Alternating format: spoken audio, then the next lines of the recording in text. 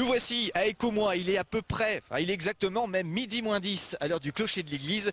Le marché de Noël bat son plein ici à Écomois et en plus il y a une autre animation pour ceux qui aiment les livres, des auteurs près de chez vous, c'est juste là dans les locaux de l'ancienne mairie d'Écomois avec des auteurs sartois bien évidemment qui sont là pour des rencontres et des dédicaces. On va essayer de trouver notre bonheur, votre bonheur à l'intérieur. Venez avec moi. 22 auteurs nous attendent à l'intérieur de la salle. Et Nadine, la gérante et la responsable, l'organisatrice du salon est là. Bonjour. Bonjour. Merci de nous accueillir. Merci à vous de venir, c'est très sympa, ça me fait très plaisir. Alors dans la vie, vous vous occupez de la maison de la presse d'Écomois. Oui. Et là, aujourd'hui, vous êtes à l'initiative de ce projet, c'est la 9e édition. La 9e édition des auteurs près de chez vous. Donc comme vous avez pu voir, il y a le marché de Noël à Écomois aujourd'hui. L'idée de départ, c'était d'avoir une animation complémentaire au marché de Noël. Et donc comme je suis libraire, eh bien, j'ai invité des auteurs. Les auteurs étaient plutôt ravis, donc je l'ai refait 1 année, 2 années, 3 années, et maintenant ça fait la 9e année. Et vous êtes une passionnée de livres, vous lisez beaucoup. Oui, j'aime les livres et j'ai envie de partager ma passion et apparemment les gens répondent à mon appel. Donc, je suppose que les écrivains que nous allons rencontrer, ce sont des écrivains que vous aimez. Que j'aime et que j'aime découvrir aussi, parce que on ne peut pas inviter que ceux qu'on a envie de recevoir, on invite tout le monde, il faut faire partager. Et donc il y a une pléiade de 22 auteurs, enfin 21, parce qu'il y en a un qui n'a pas pu venir ce matin, 21 auteurs différents et variés. Pourquoi? Parce que j'ai pris en fonction de la nouveauté qu'il y avait. Alors je vais essayer d'aller les déranger un tout petit peu, je vois qu'ils ont beaucoup de succès, il y a beaucoup de dédicaces, beaucoup de questions aussi posées à ces auteurs qu'on a la chance de rencontrer et ça c'est bien de pouvoir rencontrer les auteurs voilà. que l'on lit. Les personnes en fait apprécient énormément de pouvoir discuter avec un auteur, présenter son ouvrage et regarder les petits. Les petits sont enchantés, ils découvrent et puis surtout ils voient quelqu'un qui écrit des livres et quelquefois pour les enfants c'est magique. Alors on va essayer de passer juste de l'autre côté, nous deux, et puis on va faire le tour, on va dire bonjour à tout le monde. Oui, bien sûr, ils vont être très heureux. Alors là, on a trouvé une entrée par là, ce sera plus facile. Alors je vous suis Nadine, vous allez me servir de fil rouge, vous allez me présenter tout le monde. D'accord, alors je vais commencer par Michel, notre spécialiste des 24 heures du Mans. Bonjour. Bonjour. C'est quelqu'un qu'on connaît bien, spécialiste des 24 heures du Mans. Oui, là ça fait plus de 40 ans que je suis sur la piste, donc effectivement beaucoup de gens me connaissent dans le milieu. Votre dernier ouvrage ? C'est Jean Rondeau, La Victoire de 80, donc 30 ans. C'est quelque chose qui va directement au cœur des Sartois. Ah bah évidemment, dès qu'on parle des 24 heures. Voilà. Beaucoup de dédicaces dans la journée? Oui, et puis la sortie surtout d'un ouvrage phare qui sera le 3 volumes qui marquera l'histoire du 21e siècle. C'est dans la boîte là? Voilà, c'est dans la boîte, il vient d'arriver, il est tout chaud. Et il y a 78 éditions, toutes les voitures, y compris celles qui ont participé au pesage mais pas à la course, celles qui sont rentrées en piste mais qui n'ont pas fait la course. Enfin, il y a vraiment tout ce qu'on doit trouver dans un ouvrage en 3 volumes. Sur les 24 heures. Merci beaucoup. Merci Michel. Alors, je continue. Bonjour. Bonjour. Alors, je prends votre nom, prénom. Claude Gache. Claude Gache. Et vous, monsieur? Pierre-Jacques Provost. Donc, alors vous êtes plutôt sur les maisons en bois, j'ai l'impression. C'est ça? Ici, c'est les maisons en bois, ici, c'est les jardins sartois. Très important aussi les jardins sartois. J'ai l'occasion d'en visiter pas mal. Il y a très beau. Hein. Oui, il y en a de magnifiques jardins. Là, il y a une vingtaine de jardins de la Sarthe, parmi les plus beaux, les plus grands. Ça fait suite à un livre qui a paru l'année dernière sur les petits jardins secrets du Vieux-Mans, de la cité Plantagenet. Alors, c'était des jardins de poche en quelque sorte, hein, parce que l'espace est limité dans la vieille ville et souvent des jardins en terrasse. Là, ce sont de grands jardins qui regroupent la plupart du temps plusieurs types de jardins. Du potager, le jardin anglais, le jardin à la française, le parc boisé. Donc là, ce sont de très grands jardins. C'est vrai qu'on a de très très belles choses en Sarthe. Merci à tous les deux. On peut pas rester malheureusement longtemps. On va dire bonjour à tout le monde. C'est le but du jeu. Bonjour. Bonjour. Patrick Banon. Patrick Banon, d'accord. Alors vous êtes sur les... Moi, je suis spécialiste en système de pensée, en histoire des religions. Donc j'écris des biographies, des essais pour familiariser les adolescents aux faits religieux, à l'histoire des religions, des biographies pour les plus grands. Et puis dernièrement, j'ai publié un essai sur les persécutions faites aux femmes au nom des traditions. Ah, là, c'est un sujet assez grave. C'est un sujet très grave parce que la moitié du monde, pratiquement, si c'est pas un peu plus, légitime les persécutions et l'asservissement des femmes à travers des mariages forcés, à travers des violences qu'il faut combattre. Donc j'ai écrit cet essai pour ça. Donc c'est beaucoup de travail de recherche, je suppose. Oui, c'est beaucoup de travail de recherche. Pour cet essai-là, ça a été aussi pas mal de rencontres. Et ensuite, ce que j'ai voulu faire, c'est décrypter les traditions, savoir d'où viennent ces traditions, pourquoi la lapidation, pourquoi défigurer les femmes, pourquoi l'exigence de virginité, pourquoi les mariages forcés, pourquoi le crime d'honneur. Et j'ai voulu décrypter pour le comprendre, pas pour l'excuser, mais ensuite surtout pour montrer que ce sont les démocraties qui sont menacées par ce type de persécution et que c'est pour ça qu'on ne peut pas les accepter. Ça commence à aller de mieux en mieux, il y en a de moins en moins. C'est de pire en pire.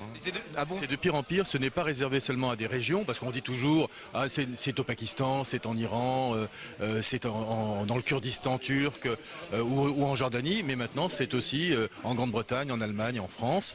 En Grande-Bretagne par exemple, les conflits pour mariage forcé ont dépassé les conflits pour violence conjugale.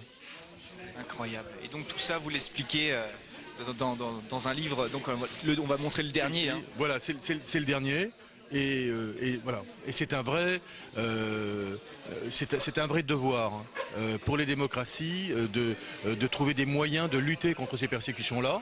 Par exemple, en créant un droit un statut de réfugié culturel pour des femmes qui veulent s'échapper et qui ne peuvent pas encore aujourd'hui. En tout cas, un sujet très intéressant. Bravo. Merci. Merci Patrick.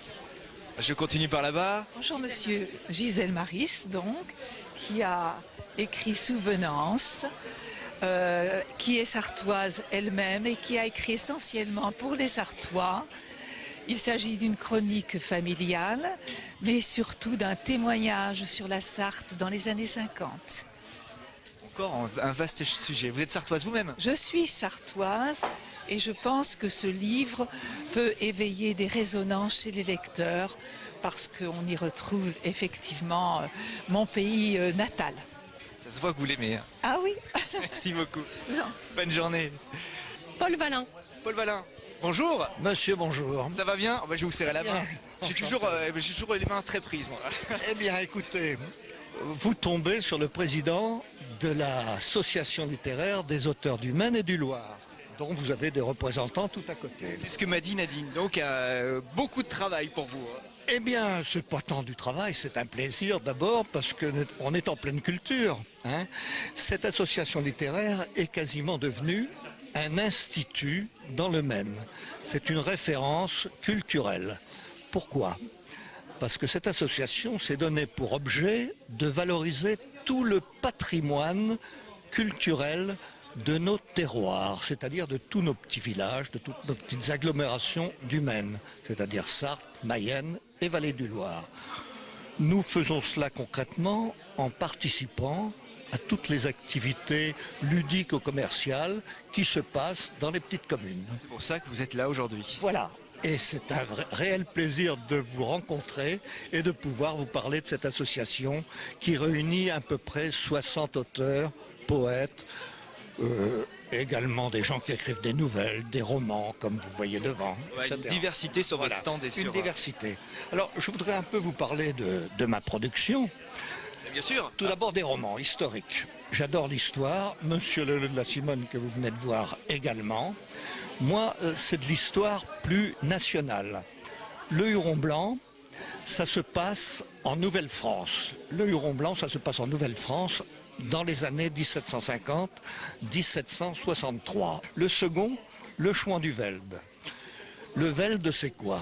C'est la grande prairie herbeuse qui s'étale sur les hauts plateaux de l'Afrique du Sud. Alors pourquoi le Chouan ? C'est un jeune homme qui est parti en Afrique du Sud dans les années 1898.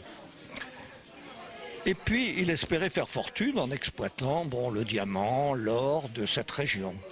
Et donc il se mêle à la société bourg de l'époque. Il fait des chasses avec eux, il se lie d'amitié tout en prospectant. Et puis éclate la guerre des bourgs et des Anglais. Donc lui, il a fait la guerre, il s'est dit, on ne peut pas affronter directement comme une armée normale, cette armée anglaise trop organisée, trop bien équipée. Donc il a conduit la guerre comme un chouan et il est devenu chef d'un commando chouan. C'est une histoire réelle, écrite à partir d'archives. Ben merci Paul Valin. Je vous Merci, en prie. bravo encore, vous êtes passionnant. Bonjour madame. Bonjour monsieur. Alors, vous, votre ouvrage. Voilà, c'est un ouvrage qui parle de l'adoption, mais surtout l'amour de la maman qui est sans fin et celui du papa qui est le socle de la vie. Ben merci beaucoup. Oui, merci Pierrette. aussi. Bonne journée. Alors Nadine, on continue, on va présenter tout le monde parce que vous avez quand même des écrivains de talent qui sont là. Tout à fait. Donc Annie Play, Bonjour. Michel Fraissinet. Bonjour. La caméra, elle est là, Et Michel. oui, voilà. Sandra Martineau. Bonjour. Claire Chollet. Claire Chollet qui est à sa première séance de dédicace. Waouh, bataille du feu. Oui, oui, oui. Ça va? Ça va. Bon, ils sont sympas les gens? Oui, tout va, ça va très bien. Bon, bah, c'est l'essentiel. Bravo, merci. Et là, une des... Anne-Marie Guignard. D'accord, en pleine dédicace également. Bonjour. Bonjour, enchantée. Enchanté. Alors vous êtes dans l'orthographe, la grammaire pour les enfants. Exactement. Alors les soucis qu'ont les enfants actuellement, c'est que arrivé à l'entrée en 6e, vous avez dû avoir les chiffres de rapport PISA et de l'OCDE. On arrive au 21e rang mondial. C'est pas terrible ça. C'est même une catastrophe. Et puis on fabrique des dysorthographiques sévères toutes les heures qui passent. Les méthodes d'apprentissage, pour certains, ne conviennent pas. Et on a des enfants qui rentrent en 6e avec des grosses lacunes, écriture et puis lecture. Et aussi concernant l'innumérisme, c'est-à-dire des enfants qui ne connaissent pas quelle opération il faut faire pour résoudre le problème. Donc moi j'ai un centre de formation en Maine-et-Loire, mais je suis voisine de la Sarthe. Donc je suis invitée aujourd'hui à Écomois. Donc moi j'ai écrit 6 bouquins au total, là j'en ai 3 aujourd'hui, les 2 derniers pour les enfants et celui-ci qui est écrit pour les adultes. Parce que les adultes sont touchés évidemment, les enfants qui font des fautes deviennent adultes à un moment donné. Et moi j'étais une dysorthographique sévère, donc je sais de quoi je parle, j'étais capable de faire une faute par mot. Je me suis sortie de là toute seule, des années de recherche. Eh ben ça c'est bien, ça va faire avancer les choses. Exactement, merci. Merci. En tout cas. Bravo. Hop, je vais retrouver Nadine pour la saluer parce que on pourrait faire une émission d'1 heure ici avec moi sans aucune difficulté, Nadine. Ils sont tous passionnants. Ils sont tous passionnants. Est-ce que vous voulez savoir autre chose? Bah, je crois que c'est déjà beaucoup. L'année prochaine, c'est la 10e. Oui. Ça continue? On fait un petit flash sur les Oui. hôtesses. Ah bah oui, on va dire bonjour aux hôtesses. Donc ici, je vous présente Céline, Stéphanie qui est déjà très occupée, et Marie-Claire. Donc possibilité de faire le paquet cadeau. Et puis, les choses pour nous agréables et pour ceux qui viennent moins agréables, l'encaissement, quoi.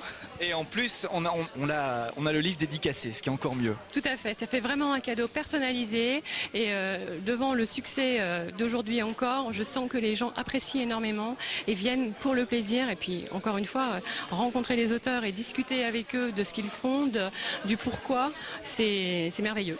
Merci à vous, merci, j'espère que vous avez appris plein de choses, vous aussi. Nous on se donne rendez-vous maintenant à Saint-Marc-la-Brière, nous allons changer de décor, changer de sujet, puisque nous allons découvrir le marché de Noël avec peut-être la présence du Père Noël. A tout de suite. Merci.